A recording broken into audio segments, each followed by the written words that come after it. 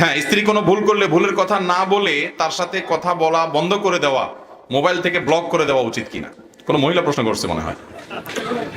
এটা শুধু স্ত্রীর বেলা না, এটা স্বামীর বেলা বা অন্য সবার বেলা প্রযোজ্য। কেউ যদি কোনো ভুল করে তাকে সংশোধন করে দিতে হবে। কিছু লোক আছে হট মেজাজি। কি মেজাজি? হট মেজাজি। কিছু হলে কাটটি, কিছু হলে কি কাটটি, বুঝেননি? কিছু বন্ধু বান্ধব আছে না, চুন থেকে নুন কষলে বলে তোর লগে কাটটি, আছে না নাই? তো কিছু জামাই আছে এরকম ছোট লোক, কিছু বউ আছে এরকম ছোট লোক, যে কথায় কথায় কাটটি মেরে দেয়, ব্লক মেরে দেয়। হ্যাঁ, অনেক বুঝাইছেন, কোনো কাজ হয় না। এখন আল্লাহ কোরআনেই বলেছেন যে ওয়াহজুরুহুন্না ফিল মাদাজি, শাসনের অংশ হিসাবে বিছানা পৃথক করো, রাগ করো, অভিমান করো, কথা বলা বন্ধ করলা, সেটা ওই যে সর্বোচ্চ 3 দিন পর্যন্ত। এইভাবে আস্তে আস্তে শাসনের জন্য আপনি বন্ধ করলেন, এটা জায়েজ হতে পারে। কিন্তু সেটাও যদি সীমা ছাড়িয়ে যায় তাহলে জায়েজ হবে না, বরং কি হবে? গুনাহ হবে। 2 বোন তাদের ছোট সন্তান নিয়ে ঘুমিয়েছে, কিন্তু ঘুমের মধ্যে ভুলবশত একজন অন্যজনের সন্তানকে দুধ পান করিয়ে ফেললো। এখন তারা প্রাপ্তবয়স্ক। প্রশ্ন হলো তাদের মধ্যে বিবাহ বৈধ কিনা। খুব দরকারি প্রশ্ন। যদি কোনো নারী তার দুধ কোনো সন্তানকে পান করান, তিনি যেই হোক না কেন, নিজের আপন বোনের সন্তানই হোক না, অসুবিধা নেই। ভুলে পান করাইছেন তাতেও অসুবিধা নেই। ইচ্ছাকৃত হোক আর ভুলে হোক, অন্য কোনো সন্তানকে যদি আপনি দুধ পান করায় ফেলেন, বিশেষ করে ভুলে যদি আপনি করায় ফেলেন, তারপরও দুধের সম্পর্ক হয়ে যাবে। দুধের সম্পর্ক হলে কি হবে? 2 বোন তারা একজনে অন্যজনের সন্তানকে দুধ পান করায় ফেলছেন নিজের সন্তান মনে করে, ঘুমের তালে। হতে পারে যদি এরকম হয়, তাহলে সেক্ষেত্রে যেই সন্তানটাকে তিনি দুধ পান করাইছেন ওই সন্তানটা তার দুধ সন্তান হয়ে গেল। দুধ সন্তান হওয়ার কারণে এই ভদ্র মহিলা তার নিজের যে পেটের সন্তান যারা দুধ পান করছে তাদের সাথে এই দুধ পান করা বাচ্চাটার ভাই বোনের সম্পর্ক হয়ে গেছে। তাহলে তাদের মধ্যে আর বিয়ে বন্ধন আবদ্ধ হওয়া জায়েজ হবে। এমনি খালাতো ভাই বোন বিয়ে তো জায়েজ আছে, কিন্তু যেহেতু একই মায়ের দুধ দুজন মিলে পান করছে, যেন দুধ ভাই বোন হয়ে গেছে, যার কারণে তাদের মধ্যে বিবাহ আর হবে না, জায়েজ হবে। এবং বিয়ে জায়েজ হবে না, তাদের সাথে পর্দার বিধানও থাকবে না, যেহেতু দুধ ভাই বোন অতএব দেখা দিতে পারবে। কথা কি বুঝাতে পারছি? অতএব ভুলেও যদি এটা হয়, তারপরও দুধের সম্পর্ক সাব্যস্ত হবে। তাহরুমু মিনার রাদাআতি মা তাহরুমু মিনান নাসাব হাদিসে আসছে, অথবা ইয়াহরুমু মিনার রাদাআতি মা ইয়াহরুমু মিনান নাসাব। দুধ পান করানোর কারণে ওই যে রক্ত সম্পর্কের কারণে যে সম্পর্ক তৈরি হয়, এর কারণে একই সম্পর্ক তৈরি হয়। এরপরে প্রশ্ন, আমাদের সমাজে কোনো কাজে সফলতা হওয়ার আগে বা পরে মসজিদে অথবা বাড়িতে মিলাদ মাহফিল করে থাকে, ইসলামের আলোকে সঠিক কোনটা জানতে চাই। বাড়িতে বা মসজিদে বা যে কোনো জায়গায় কোনো অর্জন হলে মিলাদ, আবার কোনো অসুবিধা হইলেও মিলাদ, 2 দিকেই মিলাদ। হুজুরদের 2 দিক থেকেই লাভ। আপনার বিপদ হলেও লাভ, আপনার সুদিন হইলেও, বিপদ হইলেও হুজুরে দিয়ে দোয়া করাইবেন, আর সুখ আসলেও হুজুরে দিয়ে মিলাদ পড়াইবেন। 2 দিক থেকে আমাদের লাভ। ভাইরা আমার, এটা তো ঠিক আছে যে আপনার বিপদ হলে আপনি আল্লাহর রাস্তায় দান করবেন, মসজিদ মাদ্রাসা দান করবেন, এবং আলেমুন আমাদের হাদিয়া দিবেন, এটা তো ঠিক আছে। আল্লাযীনা ইউনফিকুনা ফিস সাররাই ওয়াদ দাররা, মুত্তাকিদের বৈশিষ্ট্য আল্লাহ বলতে গিয়ে বলেছেন যে তারা সুখে দুঃখে দুর্দিনেও তারা দান করে, এটা তো ঠিক আছে। আবার যখন সুখে আছেন তখনও দান করবেন, দান ভিন্ন জিনিস। দান হিসাবে মহব্বত করে হাদিয়া হিসাবে ওলামাদের কাছে হাদিয়া নিবেদন করবেন, ওলামাদের কাছ থেকে একটু দোয়া করাইয়া মিলাদ পড়াইয়া তারপরে পারিশ্রমিক দিবেন। ছোট লোক কি কেন করেন? ওলামাদেরকে এমনি হাদিয়া দেওয়া যায় না? হাদিয়া দিতে হবে কি হবে না? মসজিদের ইমাম সাহেব আছে, মুয়াজ্জিন সাহেব আছে, ওলামাদের আছে, এমনি হাদিয়া দিবেন তাদেরকে।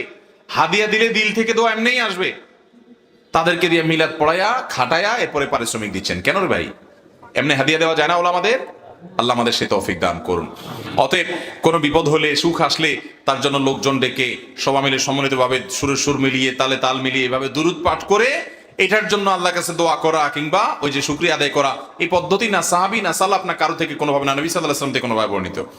অতএব আমরা কোনো সুদিন আসলো, কোনো সুসংবাদ আসলো, আল্লাহর কাছে শুকর আদায় করবো। সেজদাদের শুকর, সেজদাদের শুকর তো দুনিয়া থেকে বিদায় হয়ে গেছে, বিলুপ্ত হয়ে গেছে, আমল নাই।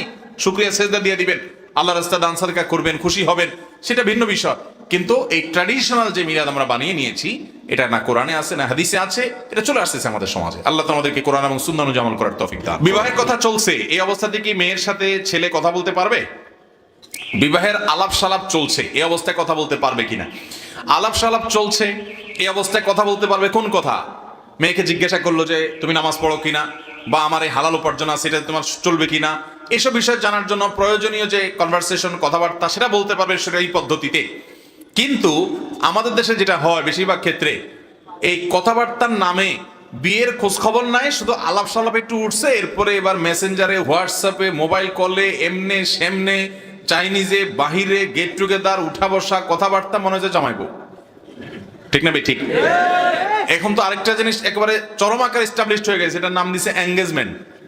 কি নাম দিছে? এঙ্গেজমেন্ট। আংটি পরানো পছন্দ হয়েছে, দুই পক্ষ কথা বলছে, আংটি একটা পরায় ফেলাই হয়েছে 6 মাস। এবার 6 মাস ধরে ছেলে মেয়ে দুইজন ইটিস পিটিস করতেছে, আলাপ সালাপ করতেছে স্বামী স্ত্রীর মতো। সম্পূর্ণ নাজায়েজ এবং গুনাহের কথা। যদি আপনি কথাবার্তা বলতে চান তাহলে আগদটা করায় ফেলবেন। আগদ কি? ওই যে দুজন সাক্ষীর সামনে প্রস্তাব দিবে, মেয়ে পক্ষ প্রস্তাব দিল, ছেলে পক্ষ কবুল করলো, মোহর ঠিকঠাক হয়ে গেল, বাস আগদটা হয়ে গেল। আনুষ্ঠানিকতা উঠা উঠি অন্যান্য মুরব্বীদের সবাই দাওয়াত টাওয়াত দেওয়া সেগুলো আস্তে ধীরে পরে করেন, কিন্তু আগদটা করে ফেলান যাতে করে ছেলে মেয়ে কথা বললে সেটা হারাম না হয়। অনেক মুরব্বীরা বলেন ছেলে মেয়ে এখন ফিতনা থেকে বাঁচানো সম্ভব না, তাদেরকে বিয়ে তাড়াতাড়ি না দিলে তারা ফিতনায় পতিত হচ্ছে, আবার এদিকে বিয়ে দেওয়ার মতো অবস্থা না, তারা স্টুডেন্ট। আমি বলি তাহলে গেট টুগেদার করে ফেলেন, সরি আপনার আগদ করাই ফেলান যাতে গেট টুগেদারের রাস্তা খুলে যায়, অর্থাৎ তারা যাতে একে অন্যের সাথে আপনার উঠা বসা করতে পারে, লিভ টুগেদার করতে পারে, তারা যেন একে অন্যের সাথে যোগাযোগ করতে পারে, কথাবার্তা বলতে পারে, সেই রাস্তা তাদের জন্য খুলে দেন। আগদটা করায় দেন যে ঠিক আছে যার পড়াশোনা শেষে করো, যার যার জায়গায় শেষে থাকো, আলাপ সালাপ হোক। আপনি যদি আগদ না করান ও 5টার সাথে লিঙ্ক করবে, আলাপ সালাপ করবেই করবে, তার চাইতে একটা জায়গা ঠিক করে দেন, বিয়ে করে দেন, আগদটা পড়ায় দেন, একটা জায়গায় করুক, হালাল পথে করুক। আল্লাহ আমাদের মুরব্বীদেরকে বোঝার তৌফিক দান করুন। এরপর প্রশ্ন হলো, জন্মদিন, বিবাহ বার্ষিকী বা নিজেদের কোনো পারিবারিক খুশির জন্য যদি ঘরোয়াভাবে কোনো প্রকার গান বাজনা ছাড়া নিজেরা কেটে মজা করি তাহলে কি গুনাহ হবে? যে কোনো সাধারণ খুশির জন্য আপনি ঘরোয়াভাবে কোনো কিছু খাইলেন সেটা তো ইসলামে নিষেধ না, জায়েজ না।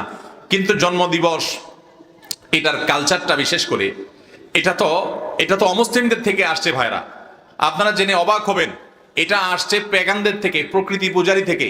প্রকৃতি পূজারীরা তারা মনে করে মানুষের জন্মের দিনটা, বছরের জন্মবার্ষিকীটা উদযাপন করলে তার সুখ হয়, শান্তিতে থাকে। এই যে মোমবাতি জ্বালান, কেক কাটেন, এগুলো সবগুলোর সাথে বিশেষ বিশেষ বিশ্বাসের সম্পর্ক আছে। এগুলো এমনি এমনি আসে নাই। একসময় খ্রিস্টানরা পর্যন্ত জন্মদিবস উদযাপন করতো না, তারা মনে করতো এটা পেগান প্রকৃতি পূজারীদের, যার কারণে এটা খারাপ। কিন্তু দুঃখজনক যে এরপর একটা সময় এটা খ্রিস্টানরা নিজেদের গায়ে মাখায় নিল। কিন্তু দুঃখজনক যে মুহাম্মদ সাল্লাল্লাহু আলাইহি ওয়াসাল্লামের উম্মতরাও এটাকে নিজেদের কালচার বানিয়ে নিয়েছে। ভালো করে শুনে রাখবেন, জন্মদিবস উদযাপন এটা মনে করতেছেন এটা আর কি এমন হারাম কিছু তো আর করি নাই, এটা প্রকৃতি পূজারীদের অনেক শিরকপূর্ণ বিশ্বাস, আপনি জেনে করেন বা না জেনে করেন। এই জন্য এই বিষয়টা থেকে আমাদের বেরিয়ে আসতে হবে। মুসলমান জন্মদিবস, মৃত্যু দিবস, এরকম দিবস কেন্দ্রিক আনুষ্ঠানিকতা এগুলোর পিছনে সে ডুববে না, বিশেষ করে যখন সেখানে বিজাতীয় সংস্কৃতি থাকবে। মুসলমানের নিজস্ব সংস্কৃতি আছে, নবীজি বলেছেন মান তাশাব্বাহা বিকওমিন ফাহুয়া মিনহুম। আপনি যদি বিশ্বাস লালন নাও করেন, নবীজি বলেছেন যে ব্যক্তি যে জাতির সাথে, যে ধর্মের মানুষের সাথে সাদৃশ্য গ্রহণ করবে সে তাদের অন্তর্ভুক্ত হবে। বিধায় বেঁচে থাকবো তো ইনশাআল্লাহ। এরপরে প্রশ্ন হলো, নামাজের সিজদায় ঝিমানি আসলে কি ওযু ভেঙে যাবে? নামাজের সিজদায় হালকা ঘুম আসলে, পরে হুঁশ আসলে নামাজ চালিয়ে যাবে নাকি পুনরায় ওযু করে নামাজ পড়তে হবে? শুধু সিজদায় কেন, অনেক সময় দেখা যায় জুমার দিন বেশি হয়। জুমার দিন মানুষ দেখা যায় বসে বসে ওয়াজ শুনে, লম্বা ওয়াজ খুতবা এটা চলতে চলতে ঝিমাইতে ঝিমাইতে ঘুমাইতে ঘুমাইতে লাফ দিয়া ডানে বামে পড়ে যাওয়ার উপক্রম হয় কি হয় না? অনেকে একেবারে বড় করে পড়েও যায়। তো এরকম নামাজের মধ্যে কিংবা নামাজের বাইরে মসজিদে বসা অবস্থা যদি আপনার ঘুম আসে, তাহলে এই ঘুমের কারণে যদি আপনি পড়ে যান তাহলে ওযু ভেঙে যাবে। ধরুন আপনি বসা ছিলেন, পড়ে গেছেন, সিজদায় ছিলেন, ঘুমে আপনি একদম পড়ে গেছেন। আর যদি ঝিমাইতে ঝিমাইতে আপনি কাত হয়েছেন, এদিকে ঝুলছেন ওদিকে ডুলছেন, তাহলে এর কারণে কি হবে না? ওযু ভাঙবে। আর যদি হেলান দিয়ে কিছুর সাথে আরাম করে ঘুম দেন এবং সে হেলান দেওয়া জিনিসটা যদি সরায় ফেলায়, এমনিও তো জাগ্রত মানুষকে সরায় ফেললে পড়ে যায়, সেটা ভিন্ন কথা। জাগ্রত মানুষ তো কিছুটা টের পেয়ে যায়, কিন্তু ঘুম এত গভীর হয়েছে যেটা সরালে আপনি পড়ে যাবে, তাহলে সেক্ষেত্রে ঘুম ওযু ভঙ্গ হয়ে যাবে এবং যার কারণে নামাজ আপনার পড়তে হবে পুনরায় ওযু করে। নামাজের মধ্যে ঘুমানে আসছে, বৈঠকে আসছেন, জিমানি আসছে, তারাবিতে আসছেন, জিমানি আসছে, তো যদি জিমানি আসে পড়ে যান যদি, তাহলে ওযু ভেঙে যাবে। কিন্তু আপনি হালকা জিমাইছেন, ঝুলছেন এদিক সেদিক, তাতে ওযু ভাঙবে না। এরপরে প্রশ্ন হলো, আমি একজন ড্রাইভার, আমি হালাল উপার্জন করতে চাই, হালাল ভাবে চলতে চাই, আমি জায়েজ কাজ করতে চাই, কিন্তু এতে আমার বিবি সন্তুষ্ট না, আমাকে অনেক কষ্টদায়ক কথা বলেন, আমি কিছু মনে রাখি না, তার জন্য আল্লাহর কাছে দোয়া করি আল্লাহ যেন তাকে দ্বীনের সহি বুঝ দান করেন। এখন সে গার্মেন্টসে চাকরি করতে চায়, আমি তাকে নিষেধ করি 5 ওয়াক্ত নামাজ পড়ো, পর্দা করো, আল্লাহর ভয় করো, আল্লাহর উপর সন্তুষ্ট থাকো, সে বলে তোমার নামাজ তুমি পড়ো, এখন আমি কি করব? আহা, কত কপাল পোড়া মহিলা। আমাদের সমাজে অনেক বোনদের প্রশ্ন পড়ি আমরা, যে বোনরা বলে যে তারা হক হালালে চলতে চায়, পর্দার সাথে চলতে চায়, অমানুষ স্বামীরা বরং বাধা দেয়। আবার এখানে দেখা যাচ্ছে এর বিপরীতও আছে সমাজে। এই ভাই বলতেছেন যে তিনি হক হালালে চলতে চান, কিন্তু তার স্ত্রী তাকে বাধা দেন। দেখুন, দিনের উপরে চলতে হলে পুরো ফ্যামিলিটা দিনদার না হলে দিনদারের উপরে টিকে থাকা অত্যন্ত কঠিন, প্রায় অসম্ভবের মতো কঠিন। কারণ সব দিক থেকে শুধু টেনে ধরে বাধা দেয়। এই জন্য আল্লাহ যাদেরকে দিনের বুঝ দিছে তাদের প্রথম কাজ হলো তার পুরো ফ্যামিলিকে দিনের বুঝ দিকে নিয়ে আসা, দিনের দিকে নিয়ে আসা। আল্লাহর ভয় তাদের মধ্যে যেন জাগ্রত হয় সেই চেষ্টা করা, বিভিন্ন নেককার মানুষদের সোহবতে নিয়ে যাওয়া, বিভিন্নভাবে প্ল্যান পরিকল্পনা করা যায় কিভাবে তাদেরকে দিনের ছোঁয়া আনা যায়। তারা যদি দিনের ছোঁয়া আসে, তারাই এর কৃতজ্ঞতা আদায় করবে যে এর মাধ্যমে তারা হেদায়েতের আলোকিত পথ পেয়েছে। তারা বিভ্রান্তির মধ্যে আছে। আমরা আমাদের ফ্যামিলিকে যদি দিনদার করতে না পারি, আমরা একা দিনের উপরে চলা কঠিন হয়ে যাবে। বিশেষ করে স্বামী স্ত্রীর সম্পর্কটা তো অত্যন্ত এই ক্ষেত্রে গুরুত্বপূর্ণ যে একজন যদি একদিকে টানে আরেকজন আরেকদিকে টানে, তাহলে দিনের উপরে চলা সম্ভব না, কঠিন কাজ। অতএব পরিবারকে দিনদার বানানোর চেষ্টা করতে হবে। এরপরও যদি কোনো পরিবার দিনদার হওয়ার কোনো সম্ভাবনা না থাকে, তাহলে এই অজুহাতে সরাসরি স্বামী তার স্ত্রীকে, স্ত্রী স্বামীকে একে অন্যকে তালাক বা বিচ্ছেদের উদ্যোগ তারা গ্রহণ করবে না, বরং ওলামাদের সাথে পরামর্শ করবে, দেখবে, সময় নিবে, পারিপার্শ্বিক অবস্থা বিবেচনা করবে। হ্যাঁ, যদি এমন কিছু তার মধ্যে থাকে যে সে মোরতাদ হওয়ার মতো, ইসলাম থেকে খারিজ হওয়ার মতো বিষয় আছে, তাহলে তো সম্পর্ক অটোমেটিক নষ্ট হয়ে যাবে। অতএব আপনি আপনার স্ত্রীকে বোঝানোর আরো চেষ্টা করেন, ওলামাদের পরামর্শ নেন, ইমাম সাহেবদের পরামর্শ নেন, হেল্প নেন এবং তাদের মাধ্যমে বোঝানোর চেষ্টা করেন। ভাইরা আমার, আমাদের সমাজে ওই যে আমি আগে বলেছিলাম, কিয়ামত যত নিকটবর্তী হচ্ছে, ফিতনা তাকাউল ফেতানো কাওয়াকাইল মাতারি, বৃষ্টির ফোঁটা যেরকম টপ টপ করে পড়ে, কিয়ামতের আগে ফিতনা এরকম টপ টপ করে পড়তে থাকবে। এত ফিতনা চতুর্দিকে হয়ে গেছে, খারাপ হওয়া সোজা, ভালো হওয়া সহজ না। ঠিক না ভাই? ঠিক। একজন দোকানদার হালাল পথে ব্যবসা করবেন, সত্য কথা বলবেন, উপায় নাই, কারণ সব আসলে সব মিথ্যুক, একা ভালো হতে টিকতে পারে না। ঠিক না ভাই? ঠিক। ভাইরা আমার, এই যে ভাই প্রশ্ন করেছেন, এরকম শত শত ভাই আমাদের আছেন, শত শত মানুষ দেশে আছে যে মানুষগুলো সৎ পথে চলতে চায়, কিন্তু নিজের আপন জন্মদাতা বাপ, গর্ভধানকারিণী মা, নিজের স্ত্রী, সন্তান, ভাই বোন, তারাই বলে আরে অত অত অত হিসাব করে চলা যায় নাকি, অত ইসলাম মেনে কি চলা যায়, পারা যায়? বাধা দেয় কি দেয় না? ভাইরা আমার, সন্তান দিনের পথে চলতে চায়, বাবা বাধা দেয়, স্বামী চলতে চায়, স্ত্রী বাধা দেয়। এই কারণ হলো পারিবারিক ভাবে দিনের বুঝ নাই। মনে রাখবেন, আপনার স্ত্রীর কারণে, আপনার বাবার কারণে, সন্তানের কারণে মানুষের দিকে তাকায় যদি আপনি অন্যায় উপার্জন করেন, হারাম উপার্জন করেন, কিয়ামতের ময়দানে যাদের কারণে করেছেন এরা কি দায়িত্ব নিবে? কেউ নিবে না। দায়িত্ব কাকে নিতে হবে? নিজেকেই নিতে হবে। অতএব হারামের কাছে মাথা নত কোনো অবস্থাতে করা যাবে না। আল্লাহ আমাদের সেই তৌফিক দান করুন। ইসলামিক ভাবে বিয়ের অনুষ্ঠান কিরকম হতে হবে অনুগ্রহ করে বলেন। বিয়ের অনুষ্ঠান নিয়ে একটা লম্বা আলোচনা করতে হবে, আমরা করবো ইনশাআল্লাহ কোনো এক জায়গায়। বিয়ে ইসলামিক পদ্ধতিতে কিভাবে হবে, এই লম্বা আলোচনায় সংক্ষিপ্ত প্রশ্ন উত্তর দেওয়া যাবে না, তবে সংক্ষেপে দু তিনটা কথা বলি। নাম্বার এক, যুবকরা বিয়ে শাদী করবেন, মুরব্বীরা ছেলে মেয়েদেরকে বিয়ে শাদী করাবেন, প্রথম যে বিষয়টা খেয়াল করবেন, গুনাহমুক্ত বিয়ে হতে হবে। বিয়ে হতে হবে কি মুক্ত? গুনাহমুক্ত বিয়ে। বিয়ে উপলক্ষে বেপরদা করা চলবে না। গায়ে হলুদ, গায়ে মরিচ, বিভিন্ন নামে না বেনামে মহিলাদের পুরুষদের একাকার করে গান বাজনা বাজিয়ে, আজকাল তো এমন বিয়ে খুব কম আছে যে বিয়েতে ওই যে ডিজে পার্টি হয় না, ব্যান্ড পার্টি হয় না, বক্সেট ভাড়া করে পোলাপান ধুমধালাক্কা গান বাজায় না, এরকম বিয়ে খুব একটা হয় না। যার বিয়ে তার খবর নাই, পড়াপড়শির ঘুম নাই, যার বিয়ে সে হয়তো বাজায় না, ছোট ভাই বেড়াদার বলে আমরা একটু ফুর্তি করব। খবরদার, আপনার বিয়ে উপলক্ষে এরকম গুনাহ যদি করেন, মানুষের কষ্ট হয়, ভলিউম হাই ভলিউম দিচ্ছেন, আপনি গান শুনছেন, হারাম কাজ করছেন, তো আল্লাহ লানত বিয়েতে হবে, বরকত হবে না, এটা খেয়াল রাখবেন। দুই নম্বর, তাহলে গুনাহমুক্ত বিয়ে করবেন এবং ওই যে অনুষ্ঠানের মধ্যে ছেলে মেয়ে বেপর্দা যেন না হয় খেয়াল রাখবেন। দ্বিতীয়ত, বিয়ের মোহর মেয়ের বাবারা কম ধরবেন, অতিরিক্ত মোহর ধরবেন না। বরকতমা বিয়ে হলো যেটাতে বিয়ের মোহর কম হয়। আর তৃতীয়ত, ছেলেরা যৌতুক নিবেন না, বরযাত্রী যাবেন না। কথা কি বুঝতে পারছেন? ছেলেরা কি করবেন না? ছেলেরা যৌতুক নিবেন না আর বরযাত্রী যাবেন না। মনে থাকবে ইনশাআল্লাহ। যুবকরা যারা বিয়ে শাদী করেন নাই, বলেন কারা কারা বরযাত্রী ছাড়া, বরযাত্রী বুঝেন? আগে বুঝে নেন, হাত পরে তোলেন। বরযাত্রী বুঝেন? মেয়ের বাপের বাড়িতে 200-300 মানুষ দরাদরি করে, দর কষাকষি করে, আমাদের 300 মানুষ খাওয়ান লাগবে, 200 মানুষ খাওয়ান লাগবে। ছি ছি ছি ছি ছি, এই ছোট লোক কি করে যে যায় 200-300 লোক খাইতে যায়? আহারে আল্লাহ, ফকিরও এরকম একসাথে যায় না। এই বরযাত্রী যেটাকে আপনারা নাম দিচ্ছেন, এটা আসলে বরযাত্রী। এটা কি যাত্রী? বিয়ে উপলক্ষে একটা খাওয়া হবে, সেটা কে খাওয়াবে? ছেলে পক্ষ খাওয়াবে। আজকাল ছেলে পক্ষের খবর না, মেয়ের বাপ খাওয়াবে। মেয়ের বাপ মেয়েটা জন্ম দিয়ে কি অপরাধ করছে? আপনার বাড়িতে খাট পালং দিতে হবে, আপনার টাকা হাওলাতের নাম দিয়ে যৌতুক দিতে হবে, আপনাকে মোটরসাইকেল কিনে দিতে হবে, আপনার মার গায়ে বাতাস দিতে হবে, আপনার শীতের পিঠা দিতে হবে, ফল দিতে হবে, আবার বরযাত্রী খাওয়াইতে হবে। আল্লাহর জমিনে সবচেয়ে বড় জুলুমগুলো যদি কয়েকটা থেকে আমাদের এই অঞ্চলে, এই দেশে, তাহলে তার ভিতরে একটা বড় জুলুম হলো এটা, যে মেয়ের বাবার উপর এই সমস্ত জিনিস আমরা আরোপ করে দিই। আবার বলে কি না, আমরা তো চাই নাই, ওনারা খুশি মনে দিচ্ছেন, আপনারা খুশি হয়ে যা দেন। নির্লজ্জ ডাকাতি। আল্লাহ আমাদের ডাকাতি থেকে বেঁচে থাকার তৌফিক দান করুন। যুবকরা যৌতুক বিয়ে করবেন তো যৌতুক মুক্ত বিয়ে ইনশাল্লাহ, এবং বরযাত্রী মুক্ত। যৌতুক মুক্ত বিয়ে করা সহজ, কিন্তু বরযাত্রী মুক্ত বিয়ে করা কঠিন। আলহামদুলিল্লাহ আমি বলতে পারি বরযাত্রী মুক্ত বিয়ে করেছি আমি। যুবকরা চেষ্টা করবেন না ইনশাল্লাহ। আপনার 200 কেন 500 আত্মীয় খাওয়াইতে মনে চায়, আপনি খাওয়ান। আপনার আত্মীয় নিয়ে ওই মেয়ের বাপের উপরে ফালাবেন কেন? হ্যাঁ, মেয়ের বাপ তার ভাই ব্রাদারকে খাওয়াচ্ছেন, সেটা তার ভিন্ন বিষয়। আপনার এখান থেকে 2-4 জন গেল ভিন্ন বিষয়। আপনি আপনার শ্বশুর বাড়িতে গেছেন বিয়ে উপলক্ষে, আপনি গেছেন, আপনার বাপ গেছেন, আপনার চাচা গেছেন, দাদা গেছেন, 2-4-5 জন গেছেন, এটুকু সহনীয়। কিন্তু আপনি 200 লোক নিয়ে যাচ্ছেন। বেশিরভাগ ক্ষেত্রে দেখা যায় গ্রামাঞ্চলে আরো বেশি যে বার্গেনিং হয়, না আমাদের 500 লোক খাওয়াইতে হবে। পুরো এলাকার হাতে বুতে মানুষ ধরে ধরে আপনি খাওয়ালেন, লাভ কি? আল্লাহ তাআলা আমাদের গুনাহ থেকে বেঁচে থাকার তৌফিক দান করুন। এটা রীতিমতো গুনাহ, এটা জুলুম।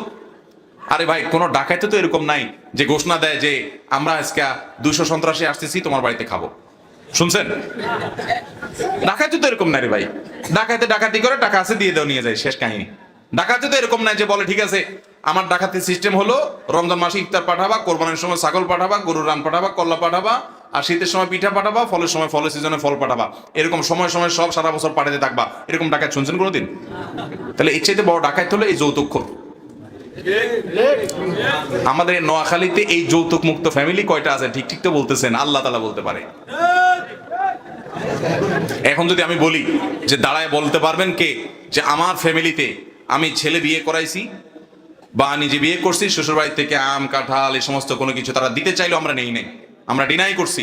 আপনারা বরং শ্বশুর বাড়িকে দিবেন, কারণ বেচারারা একটা বাচ্চা মেয়ে জন্মের পর থেকে নিয়ে বড় করে আস্ত মেয়েটা উঠে আপনার বাড়িতে দিয়ে দিছে, আপনি গোটা একটা মেয়ে নিয়ে আসছেন।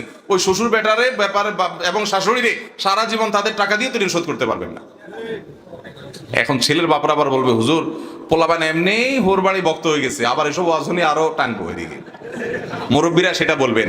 এই জন্য আবার যুবকদেরকে বলি বাবারা খেয়াল ঠিক রাখিয়েন, আবার বেদিশা হয়ে যায়েন না। শ্বশুর বাড়ির প্রতি আপনার দায়িত্বশীল থাকবেন, যে তাদের প্রতি কোনো কিছু জুলুম করে আদায় করবেন। এর মানে এই না যে আপনি বাপ মা থেকে শ্বশুর বাড়িকে অগ্রাধিকার দিবেন, খবরদার, সেটা কিন্তু জায়েজ নাই। আপনার বোনের চাইতে আপনার শালিকা আপনার কাছে খুব আদরের, এটা জায়েজ নাই। আপনার বাবা মার চাইতে শ্বশুর শাশুড়ির প্রতি শ্রদ্ধা বেশি করেন, এটা জায়েজ। অনেক অমানুষ আছে বাপ মা চেনে না, শ্বশুর বাড়ির খুব বেশি কদর, আবার ভাই বোন চেনে না, শালা শালিকার কদর অনেক। এখন তো উল্টা ওয়াজ করা লাগে। শ্বশুর বাড়ি এটা আত্মীয়তার কত নম্বর শ্রেণীতে পড়ে জানেন? কেমনে? 2য় নম্বর। আন্দাজ একটা মারি দিছে এতে। শ্বশুর বাড়ি এটা আত্মীয়তার সিরিয়ালে 3য় নম্বর। আমি 3rd ক্লাস বললাম না, 3য় নম্বর। প্রথম শ্রেণীর আত্মীয় হলো বাপের দিককার আত্মীয়, বাপ চাচা দাদা, এরা ফুফু, এরা হলো প্রথম শ্রেণী। ভাই বোন সন্তান সন্ততি মা বাপ, ওনারা হলেন প্রথম শ্রেণীর আত্মীয়, অর্থাৎ যাদের প্রায়োরিটি সবচেয়ে বেশি। এরপরে হলো দ্বিতীয়, যারা আপনার সম্পদের ভাগ পাবে না কিন্তু আত্মীয়, রক্তের সম্পর্ক আছে। তারা কারা? মামা, নানা নানি, খালা, খালু না কিন্তু খালু খালার স্বামী হিসাবে উনিও আত্মীয়, বাট ওটা আরো পরের। যেহেতু খালুর রক্ত আপনার শরীরে নাও থাকতে পারে, বরং আপনার শরীরে আপনার মামার রক্ত আছে, যেহেতু মায়ের রক্ত আছে, তবে একই রক্ত, তারা ভাই বোন। ওনারা হলেন এর পরের সিরিয়ালের। আর তৃতীয় সর্বশেষ সিরিয়ালের আত্মীয়, যাদের সাথে রক্তের কোনো সম্পর্ক হয়তো নাই, হতে পারে হয়তো নাই, কিন্তু চাচাতো বোন বিয়ে করলে সেটা হতে পারে। সাধারণত তাদের সাথে রক্তের সম্পর্ক নাই, তাদের সাথে সম্পর্ক হলো বৈবাহিক সম্পর্ক, সেটাও আত্মীয়তা, কিন্তু এটা হলো শেষ প্রকারের আত্মীয়তা। আমাদের দেশে এবার সিস্টেম করেন, এবার আসেন আমরা আমাদের বাস্তবতাটা মিলে দেখবেন হুবহু উল্টাটা আছে। আমাদের দেশে 1 নম্বরের আত্মীয় বলতে বোঝানো হয় হোর ভাইয়ের আত্মীয় রে, ঠিক না? ঠিক। 1 নম্বরের আত্মীয় কোনটা মনে করে মানুষ? শ্বশুর বাড়িটা। বাংলাদেশে কোন কোন এলাকা আছে কুটুম। কুটুম শব্দের বাংলা অর্থ কি? আমি যতটুকু জানি মেহমান, আমি যদি ভুল না জানি। কুটুম শব্দের অর্থ হলো অতিথি, মেহমান, তাই না? কিন্তু অনেক এলাকা আছে শ্যালককে অর্থাৎ শালা যেটাকে বলে আপনারা, এই শ্যালককে বলে, শ্যালক বা সম্বন্ধীকে বলে কুটুম। অনেক এলাকা আছে মানে আত্মীয়, মানে অতিথি মানেই হলো শালা শালে, এছাড়া আবার অতিথি করতে হয়। তাহলে 1 নম্বরের আত্মীয় বানায় রাখছি আমরা শ্বশুরবাড়ির লোকদেরকে। 2 নম্বরটা কোনটারে বানাইছি? মামুর বাড়িটা। আর 3 নম্বর 3rd ক্লাস বানাইছি কোনটারে? নিজেরটা। খালু, সরি চাচা, ফুফু। ফুফুদের সাথে যোগাযোগ তো এখন এই যুগের তো একেবারে সোনার হরিণ হয়ে গেছে, ঠিক না বলেন? খোঁজ খবর পর্যন্ত। হ্যাঁ, আবার অনেক ফুফুরা অনেক ভাতিজাদের প্রতি অত্যাচার করে, চান্স পাইলে।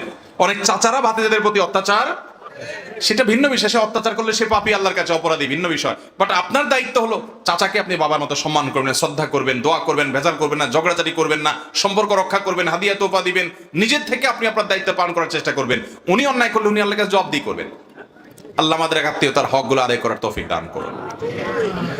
আমার একটা প্রশ্ন, স্ত্রী কোনো ভুল করলে, ভুলের কথা না, সরি, সমাজে বাবা মারা গেলে বোনকে সঠিকভাবে জায়গা জমি দিতে চায় না ভাইরা, ইসলামের আলোকে জানতে চাই এ বিষয়ে। বাবা মারা গেলে বোনকে সম্পদ দিতে চায় না, এই প্রবণতা প্রায় বাংলাদেশের বেশিরভাগ পরিবারেই। শুধু বোন কেন, চান্স পাইলে দুর্বল ভাইদের হকটাও মেরে দিতে চায়। ঠিক কি ঠিক না বলেন? মনে রাখবেন, ইসলাম শুধুমাত্র নামাজ রোজা করার নাম না, ইসলাম শুধুমাত্র মুখে দাড়ি রাখার নাম না। এগুলো ইসলাম ঠিক আছে, কিন্তু একজন মুসলমান, খাঁটি মুসলমান হতে হলে ইবাদত যেমন তাকে ঠিকঠাক মতো করতে হবে, মা বাবার সম্পদের বন্টনটাও সঠিকভাবে করতে। সম্পদের বন্টন সঠিকভাবে করবেন না, এদিকে আপনি বিশাল বড় হাজি সাহেব, গাজী সাহেব, মাওলানা সাহেব, মুফতি সাহেব, ওয়াইজ সাহেব, বক্তা সাহেব, হাফেজ সাহেব, বহু সাহেব হয়ে গেছেন, আল্লাহর খাতে আপনি ভালো মুসলমান হতে পারবেন। আমাদের দেশে বেশিরভাগ পরিবারেই এই জুলুমটা করা হয়। আমাদের এই অঞ্চলে আরো বেশি, এই অঞ্চলে আরো বেশি। এই জুলুমটা করার জন্য ইবলিস কিছু যুক্তি দিছে আমাদের হাতে। যেমন একটা যুক্তি হলো, ইবলিস বলে বোনদেরকে তো বিয়ে শাদী করতে টাকা পয়সা খরচ করে বাপে বিয়ে দিছে, তাহলে আবার তাদের জমি জমা দিতে হবে কেন? এই কুবুদ্ধি শয়তান দেয় কি দেয় না? বোনকে বিয়ে দেওয়া, আপনার বোনকে বিয়ে দেওয়া আপনার বাপের দায়িত্ব। তার জন্য যা লাগবে এটা উনি করবে, এটা তার দায়িত্ব আদায় করছেন উনি। আপনার বাবা মারা গেলে বড় ভাই হিসাবে এটা আপনার দায়িত্ব, সেটা আপনি পালন করছেন। এই জন্য তার সম্পদ থেকে কাটাকাটি করতে পারবেন। সম্পদ থেকে যদি কাটাকাটি করেন তাহলে আপনি বাবার ভাই হইলেন কি? তাহলে তার সম্পদ দিয়ে তারা বিয়ে দিলেন, আপনি কি করলেন? কথা বুঝেন নাই? অতএব এই সমস্ত ঠুনকা অজুহাত দিবেন না। আবার আরেকটা অজুহাত দেয় যে আমরা বাপ মারে খাওয়াই, বুড়া বয়সে তাদের সব খরচ খরচা চালাইছি, অতএব জমি জমা সব আমরা পাবো, বোনরা কেন পাবে? এই কুবুদ্ধি শয়তান দেয় কি দেয় না? এটার জবাব হলো, মা বাবা যদি ভরণ পোষণ তাদের নিজেরটা নিজেরা বহন করতে অপারগ হন, তাদের কামাই রোজগার নাই, তারা নিজেদের টাকায় চলার মতো ইনকাম নাই, সেরকম সম্পদ নাই, তাহলে সেক্ষেত্রে সন্তানদের উপরে ফরজ কর্তব্য হয় মা বাবার ভরণ পোষণ দেওয়া। অতএব আপনি আপনার কর্তব্য পালন করছেন, তার বিনিময়ে যদি বাপের জমি নেন তাহলে আপনি কর্তব্য কি পালন করলেন? আমার কথা বুঝেন নাই? তবে এই কর্তব্যটা শুধু ছেলেদের না, এটা মেয়েদেরও।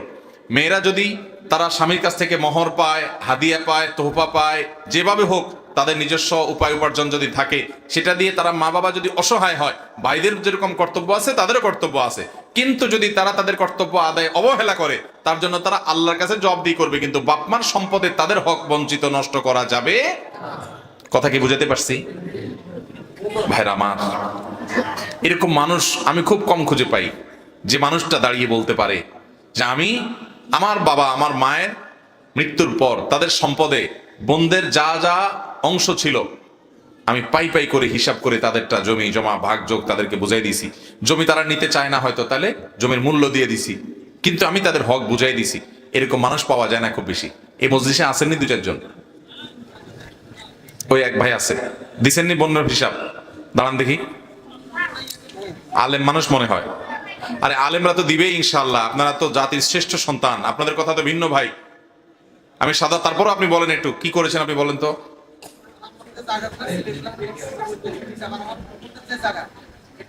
একখানা সামনে হেতেন আতেন দেন, জায়গা করে দেন না যুবকরা, হেতেন আতেন দেন। নাই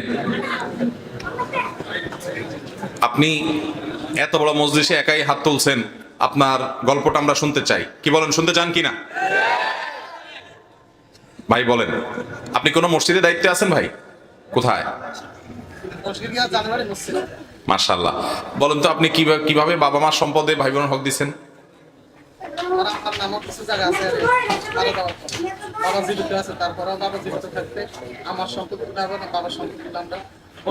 মারা গেছেন কি আপনার মা? আল্লাহ ওনার প্রতি রহমত নাজিল করুন। হ্যাঁ, ওনার যে সম্পদ ছিল সেগুলো কিভাবে ভাগ করছেন? আচ্ছা, চার বোনকে তাদের হক দিছেন? কোরআন বর্ণনা অনুযায়ী মায়ের জমি জমা ছিল, কেমনে জমি দিছেন? দলিল করে দিয়ে দিছেন, বোনরা বুঝে নিছে। 10 গড়িয়ার মানুষ আপনি, তো আশেপাশে মানুষ নিশ্চয়ই আছে, আপনার এলাকার কেউ আসেনি আর? মাশাআল্লাহ। তাহলে এই ভাই তার মা মারা যাওয়ার পর মায়ের সম্পদ, তার 4 বোন 2 ভাই, তারা সব বোনদেরকে, ভাইদেরকে, বাবার সবার যার যতটুকু ভাবে বুঝাই দিচ্ছেন, এমনকি দলিল করে বোনদেরকে লিখে দিচ্ছেন। মাশাআল্লাহ, আপনাকে তো আমি স্যালুট করতে চাই। আপনি একটু সামনে আসেন। মাশাআল্লাহ, আল্লাহ তাআলা আমাদের এই ভাইয়ের মতো মানুষ আমাদের সমাজটা ভরে দিন, বলুন আমিন। আমরা সবাই আমাদের মা বাবার সম্পদে ভাই বোনদের হক বুঝাই দিব তো ইনশাআল্লাহ। মাশাআল্লাহ, আপনি আলেম মানুষ, তারপর আপনাকে আমি একটা কিতাব উপহার দেই।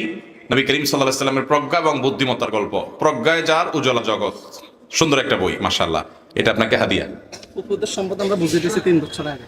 মাশাআল্লাহ, এটা তো আরো সুন্দর কথা, ফুফুদেরটাও বুঝাই দিয়েছেন। তো এটা আপনার চাচাতো ভাইরা ঝামেলা করে নাই? সবাই রাজি ছিল? ফুফু কয়জন আল্লাহ আপনার দিছে? 2 ফুফু মারা গেছে, আমার 4 ছেলে আছে, আর ফুফু আমেরিকাতে আছে সবাই। তাদেরকে দিয়ে দিছেন? তারা কি জোর করে আদায় করছেন, আপনারা এমনি দিয়ে দিচ্ছেন? এমনিতেই দিয়ে দিছে। মাশাআল্লাহ মাশাআল্লাহ মাশাআল্লাহ। ভাই কোন মাদ্রাসায় পড়াশোনা করছেন? জামিয়া জিনান করছে, নহলে জামা ইসলামিয়া, দাওরা ফারাক, মেশকাত দিছে, আবার সরকারি থেকে কামিল পাস। মাশাআল্লাহ মাশাআল্লাহ। আমাদের এই ভাই, আপনি একটু ওদিক ফিরেন, আমাদের ভাইরা আপনাকে একটু দেখুক। আল্লাহ তাআলা আমাদের এই ভাইয়ের মতো মানুষ দিয়ে সমাজটা ভরে দিন, বলুন আমিন। আপনারা মনে করবেন উনি হুজুর মানুষ, হুজুর দিবে, সব হুজুররাও দেয় না, সব হুজুররাও দেয় না। অতএব এরকম আদর্শ সন্তান আমাদের দরকার আছে না নাই? জাযাকাল্লাহ খাইর। ভাইকে বসতে দেন ভাই, বসেন, এখানে বসেন আপনি। জাযাকুমুল্লাহ খাইর। মাশাআল্লাহ মাশাআল্লাহ। ভাইরা আমার, ভালো করে শুনে রাখেন, বাবা মার সম্পদে দুর্বল ভাইদের হক মেরে দিবেন, বোনদের হক দিবেন না। বা আপনার দাদা মুরব্বীরা অনেক সময় অনেক ভুলভাল করে গেছে, মেয়েদেরকে দেয় নাই, বলে যে তোরা দায় দাবি রাখিস না। আমাদের এই অঞ্চলে একটা জাল হাদিস প্রচলিত আছে, সেটা হলো বলে যে বাপের বাড়ির সম্পদ মেয়েরা নিলে নোয়াখাইলা বাসা কয় হেতাগো হয় না। শুনছেন নি আপনারা এক কথা? বাবার বাড়ির সম্পদ মেয়েরা নিলে বলে কি হয় না? হয় না। শুদ্ধ বাংলা বলে সয় না, মানে তাদের এটা ভালো শুট করে না তাদের সাথে। এইরকম একটা বাটপারি মার্কা হাদিস যে কোন আল্লাহর বান্দা তৈরি করছে আল্লাহ জানে। যে জাল হাদিসের তো একটা ধরন থাকে, এইরকম একটা বাটপারি মার্কা জাল হাদিস। বাটপারি মার্কা এই জন্য বললাম যে নবী সাল্লাল্লাহু আলাইহি সাল্লামের নামে মিথ্যা কথা বলছে, সেটা তো একটা বিষয় আছে। আবার বাটপারি মূলক ভাবে, সেটা কিভাবে? ওই যে ভাইরা বোনদের হক মারার জন্য হাদিস দিয়া হক মারা, এই হাদিস তো কোথাও না, মিথ্যা কথা নবীজির নামে। বাবা মার সম্পদ, একই সম্পদ, ছেলে নিলে তারে সইবে কিন্তু মেয়ে নিলে তারে সইবে না, এর চাইতে বড় অবিচার আর কি হতে পারে? আমি ছোটবেলায় এক মাদ্রাসায় পড়েছি, আমার জীবনে প্রথম মাদ্রাসা, এলাকার নাম বলবো না। সেই মাদ্রাসার প্রতিষ্ঠাতা অনেক পয়সাওয়ালা, সে আমরা ছোটবেলা থেকে শুনতেছি পয়সাওয়ালা, এখনো নাম করা, নোয়াখালীর মধ্যে নাম করা কয়েকজনের একজন, আমি নাম বলবো না। ওনার অনেক ছেলে আছে এবং অনেক ছেলে আলেমও আছে। বোনদের হক দেয় নাই, ওই বোন আমার অফিসে যায় হাজির কিছুদিন আগে, বড় ছেলেকে নিয়ে হাজির, পরিচয় দিলেন অমুক মাদ্রাসার প্রতিষ্ঠাতার মেয়ে। আমি বললাম সাথে সাথে আসতে দাও, আমি মাদ্রাসা পড়ালেখা করেছি, জীবনের পড়ালেখা শুরু আমার এখান থেকে। তো আনলাম, বললাম বোন বলেন কি খেদমত করে? বলে হুজুর এই অবস্থা, আপনি আমাদের মাদ্রাসা পড়ছেন, আমরা জানি, আমার আব্বারে আপনি চিনেন, এই হলো কাহিনী। আমার ভাইরা বুঝে সব সম্পদ নিয়ে যাচ্ছে, আমাদেরকে লামসাম কোন রকম দিয়ে বলে তোরা খুশি থাক, আর দাবি করিস না। মুরব্বীরা এরকম অনেক ভুল করে, কি করে না? মুরব্বীরা যদি ভুল করে, ওইটা আমাদের সংশোধন করতে হবে। ধরুন আপনার ফুফুদের হক আপনার দাদা দেয় নাই, তাহলে আপনাকে দিতে হবে। এখন আপনি বলবেন সব তো আমার দায়িত্বে নাই, কিছু আমার চাচাতো ভাইরা নিছে, অন্য চাচা জাটারা নিছে, তো যারা নিছে তাদেরকে বুঝাবেন, তারা যদি দেয় ভালো, না দিলে আপনার ভাগে যতটুকু তার আছে ততটুকু তাদেরকে বুঝাই দিবেন। নাহলে কিয়ামতের ময়দানে আল্লাহর কাঠগড়াতে জালিম সম্পদ আত্মসাৎকারী হিসাবে উঠবেন। নবী করিম সাল্লাল্লাহু আলাইহি ওয়াসাল্লাম বলেছেন, কেউ যদি 1 বিঘা সম্পদ অন্যায়ভাবে কারোরটা দখল করে রাখে, ভোগ করে, আত্মসাৎ করে, জুলুম করে, 7 ভাগ জমিনকে আল্লাহ তাআলা তার গলায় ঝুলিয়ে দিয়ে, ধসিয়ে দিয়ে তাকে শাস্তি দিবেন যে কত জমিন খাতি পারস খা। অতএব হারাম ছাড়বেন তো ইনশাআল্লাহ।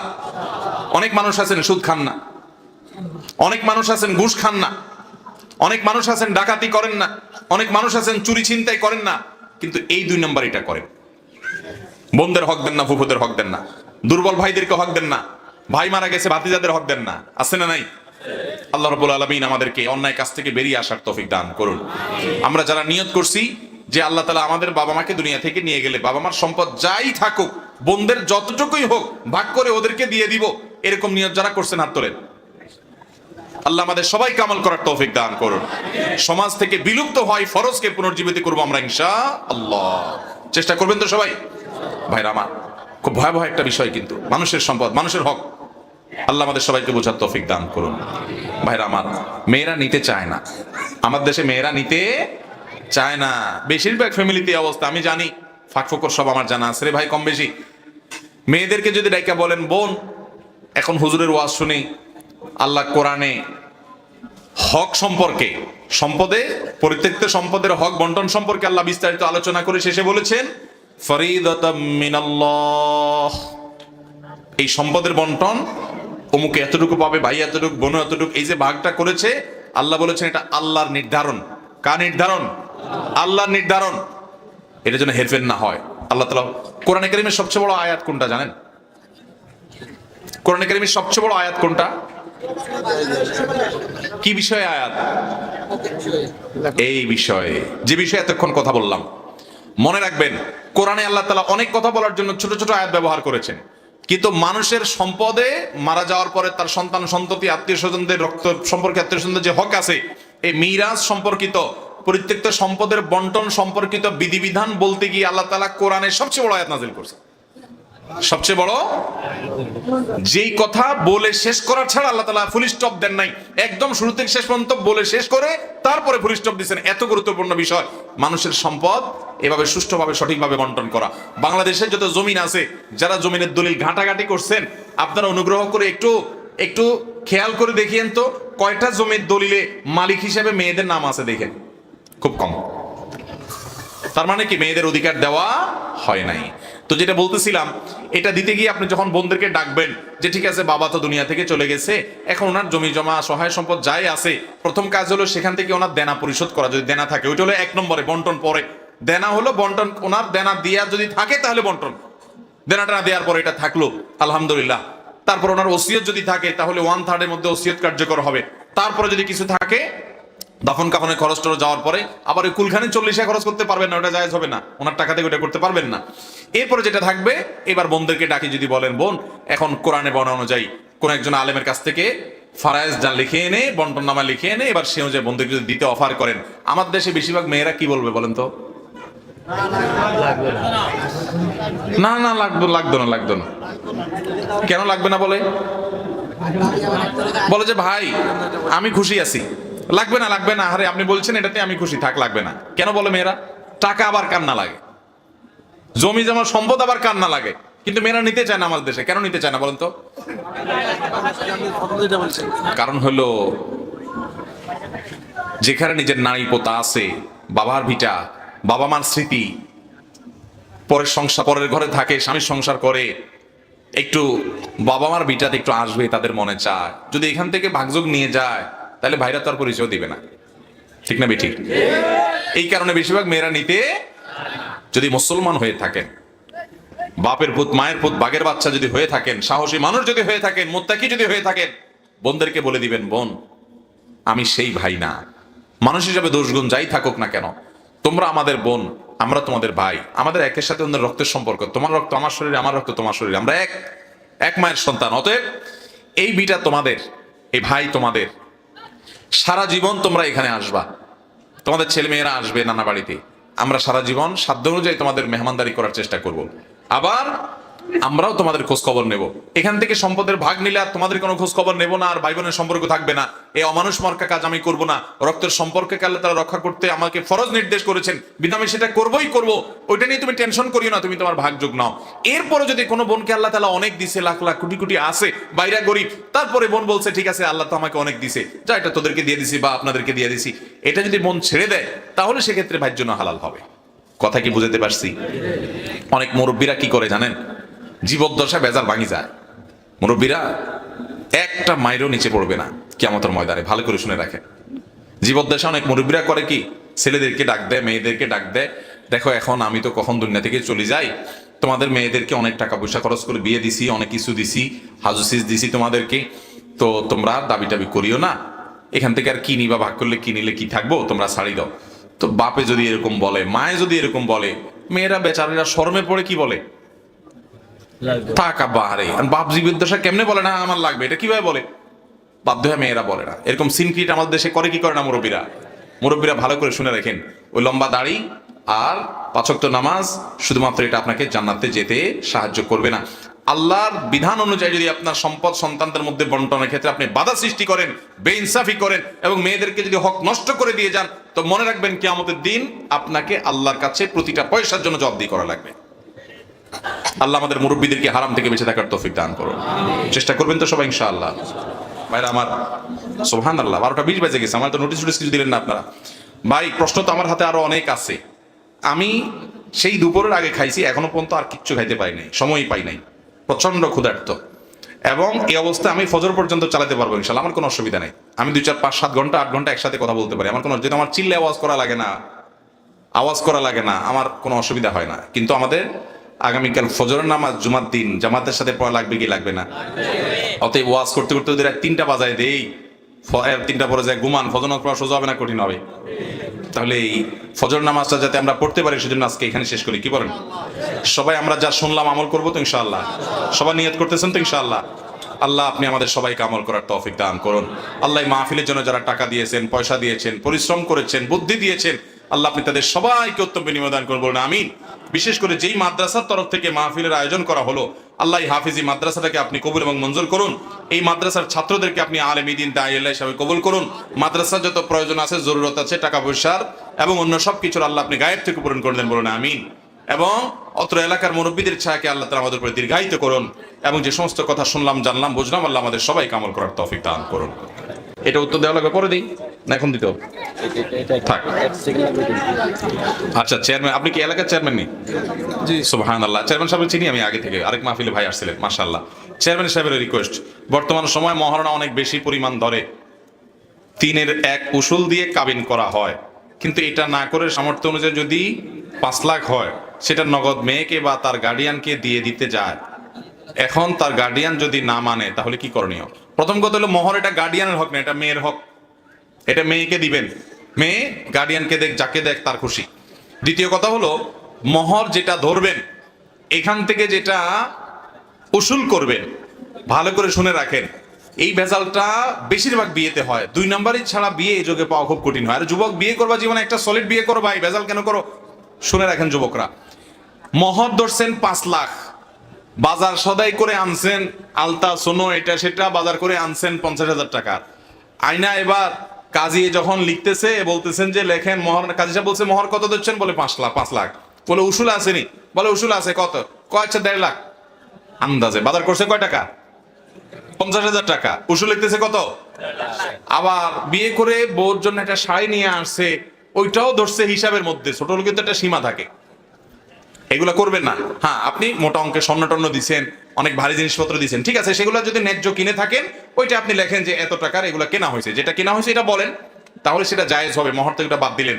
কিন্তু বেশিরভাগ বিয়েতে আমি যেটা জানি যে মিথ্যা বলা হয়, ছেলে মেয়ে পক্ষ এটা নিয়ে আর বাড়াবাড়ি করতে যায় না বিয়ের মজলিসে। এগুলো কিন্তু নাজায়েজ এবং গুনাহের কথা। মোহরের ক্ষেত্রে এই সমস্ত ধারণা আমরা করবো না ইনশাআল্লাহ। জাযাকুমুল্লাহ খাইর। বা আমরা মজলিস